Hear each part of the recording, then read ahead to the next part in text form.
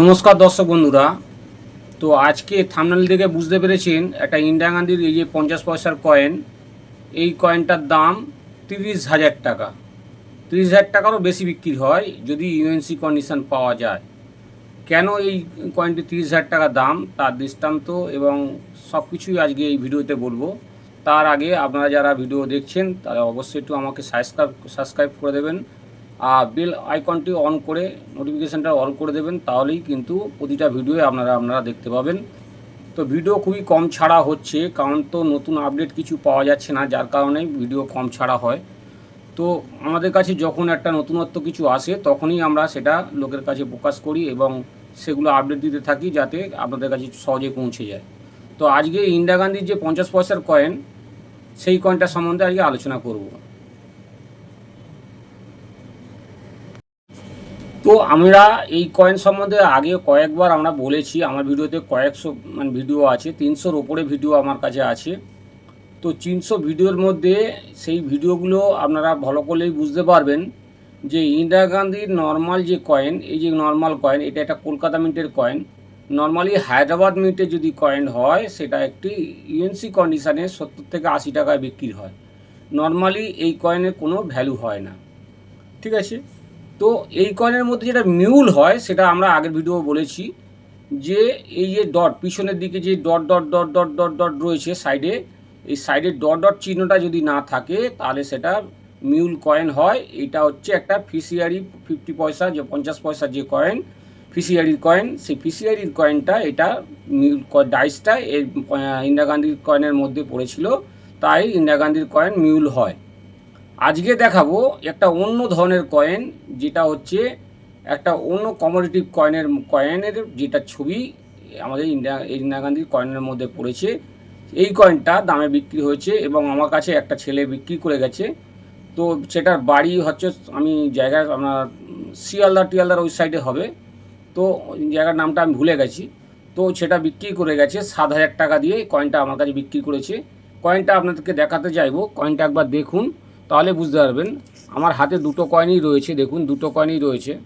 ইন্দিরা গান্ধীর একটি original coin, এই দেখছেন দুটো অরিজিনাল কয়েন, একটি অরিজিনাল কয়েন। আর দেখুন এইটা একটি ইন্দিরা গান্ধীর মিউল কয়েন। আমি পিছনের কয়েনটা সামনের কয়েনটা উল্টাই তাহলে বুঝতে পারবেন। দেখুন, তো এই যে লাইনটা রয়েছে, এই যে সামনে দেখুন লাইনটা দেখতে পাচ্ছেন, এই যে লাইনটা আর 50 এসে লেখা। আমি এই কয়েনটা মিউল কয়েনটা উল্টাচ্ছি, দেখুন এই কয়েনটি দেখুন, দেখুন বুঝতে পারছেন। তো এই যে বিগ 50, এখানে ছোটো 50 মানে স্মল 50, এটা বিগ 50, এটা স্মল 50 এবং লাইনটা ছোট, এই লাইনটা অনেক বড়। এগুলো ভালো করে তফাৎ আপনারা বুঝতে পারছেন, যেহেতু কয়েনটার কন্ডিশান খুব খারাপ। তো এই আমি আগেও বলেছি ভিডিওতে যে এই কয়েনটা যদি ইউএনসি কন্ডিশান হয় 30,000 টাকার বেশি দামেও বিক্রি হয়। যেহেতু এটা একটা ফাইন কন্ডিশানের কয়েন, এই ফাইন কন্ডিশানে আপনারা বুঝতে পারছেন যে কালার, এটা লায়ন টায়ন ঘষে গেছে, শুধু অল্প হালকা হালকা বোঝা যাচ্ছে, ভারত ইন্ডিয়া হালকা লেখা দেখা যাচ্ছে। তো এই যে পয়সা যে লেখাটা, এই দেখুন এটা হালকা বোঝা যাচ্ছে, আর লায়নের বুকটু সব মুছে গেছে। তো এই কয়েনটা আমার কাছে যে ছেলেটি এসেছিলো, অল্প বয়স্ক ছেলে, তো এই ছেলেটি আমার কাছে এই কয়েনটি 7,000 টাকায় বিক্রি করে গেছে। আপনাদের কাছে যদি এই রকম ইন্দিরা গান্ধীর মিউল কয়েন পান, এই ধরনের মিউল কয়েন আমি যেটা দেখাতে চাইলাম, দেখুন ভালো করে দেখুন যে একটি কয়েন, এই যে এই একটা 50 পয়সা, আর এর দেখছেন ইন্দিরা গান্ধীর যে সামনের দিকটা এটা হবে, কিন্তু নর্মালি আপনারা দেখতে পাবেন যে এই কয়েনটা, এই লাইনটা দেখতে পাবেন ইন্দিরা গান্ধীর এই কয়েন। দেখুন আমি উল্টাচ্লাম, এই যে ইন্দিরা গান্ধীর কয়েন আর এই একটি ইন্দিরা গান্ধীর কয়েন, দেখুন দুটো একই ছবি রয়েছে, কিন্তু উল্টানোর সময় দেখুন এটা রয়েছে 50, এদিকে এরম লেখা আর এদিকে হচ্ছে এই রকম লেখা।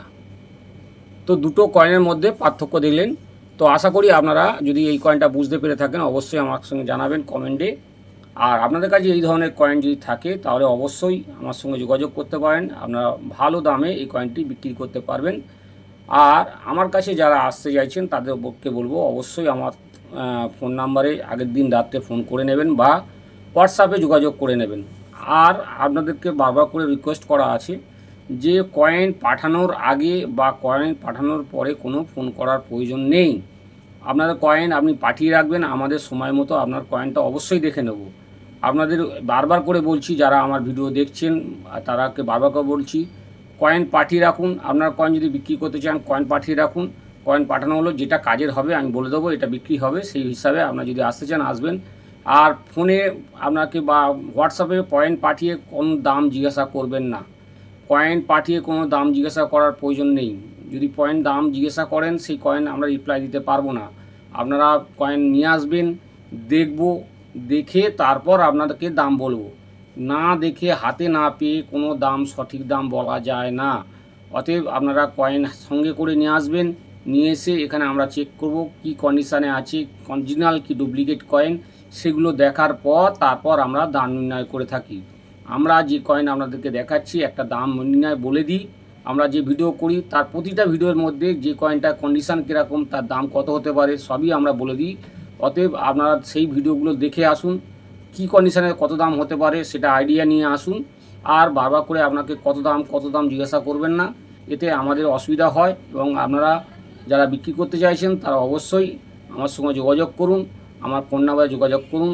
ফোন নাম্বারে যোগাযোগ করার কারণ কি, আপনি যদি কোন দিনকে আসতে চাইছেন সেটা আমাকে লিখে পাঠাতে পারেন, অথবা ফোনে জিজ্ঞাসা করতে পারেন। ফোনে জিজ্ঞাসা করার দরকার নেই দাদা কোন সালের কত কয়েনের দাম আছে, আমার কাছে এই কয়েন আছে, আমার কাছে ওই কয়েন আছে, এগুলো প্রশ্ন কোনটাই করবেন না। ধন্যবাদ।